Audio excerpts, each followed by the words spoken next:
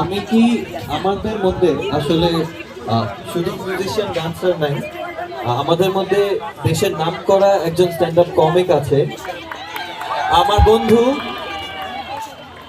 And I am so proud of him যে ও এত দূর আসছে।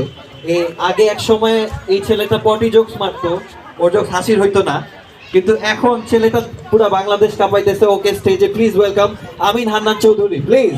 Thank you. সাদি অনেক করে রিকোয়েস্ট করছিল আমাকে আসার জন্য, আমি ফার্স্টে বুঝি না।